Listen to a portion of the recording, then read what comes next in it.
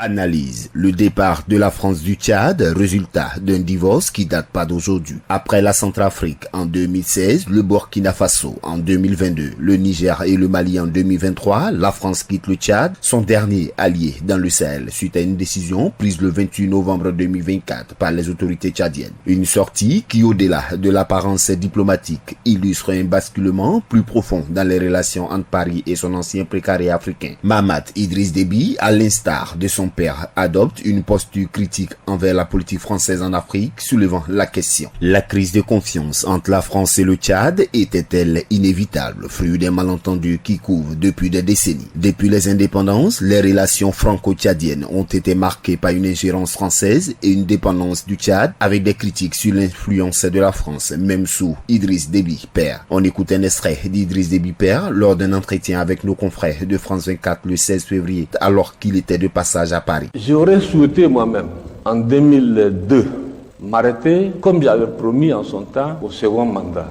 C'est-à-dire, en 2006, je devrais céder, en fait, disons, au suivant. La guerre a éclaté, les mercenaires avaient attaqué, ils a ici la ville. Le pays était en guerre, vous comprenez. Et comme j'ai dit, dans la politique africaine, la France intervient souvent, et je le dis haut et fort, la France a intervenu.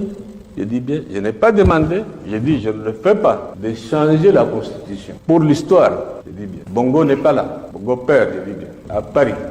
J'ai refusé. Et je n'ai pas fait la campagne.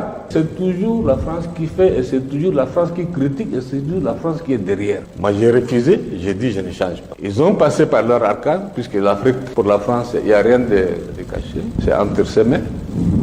Passé par les uns et les autres, ils ont changé la Constitution. Pas Déby qui a changé la Constitution. En tant que soldat, j'ai donné ma parole d'honneur en son temps de quitter le pouvoir en 2006. Il y a deux choses qui sont entrées. La guerre, évidemment. La deuxième, c'est la France. Mais aujourd'hui, ce sont ceux-là même qui ont changé la Constitution qui me critiquent.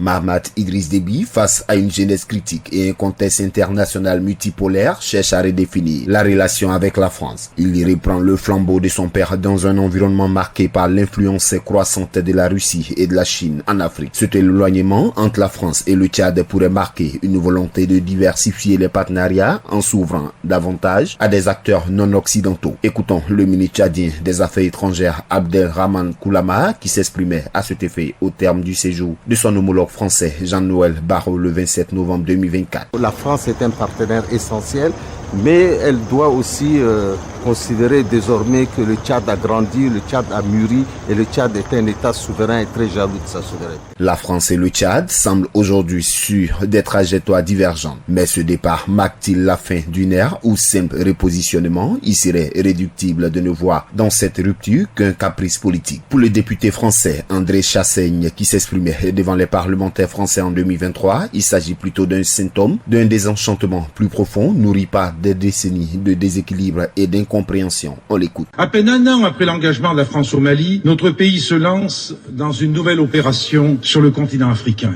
Après l'opération Serval qui devait s'achever en juillet dernier, le président de la République vient de déclencher l'opération Sangaris qui se traduit par le déploiement de 1600 soldats français. Il s'agit de la 50e intervention française en Afrique subsaharienne depuis les indépendances d'il y a 50 ans. Cette intervention en Centrafrique s'inscrit dans une longue lignée d'opérations menées par les troupes françaises dans cette colonie, indépendante officiellement depuis 1960, en proie à la pauvreté, à l'instabilité et au conflit. Autant d'interventions qui n'ont jamais permis de répondre aux maux qui gangrènent cette colonie. Alors que le chef de l'État, Mahamat Idriss Déby, tente de s'affirmer comme un acteur souverain, la France devra repenser sa stratégie en Afrique pour rester crédible. La crise de confiance entre la France et ses anciens partenaires africains, héritée d'une histoire complexe d'alliances et de révisions tardives, doit pousser la France à repenser sa stratégie en Afrique face à l'affirmation de Mahamat Idriss Déby.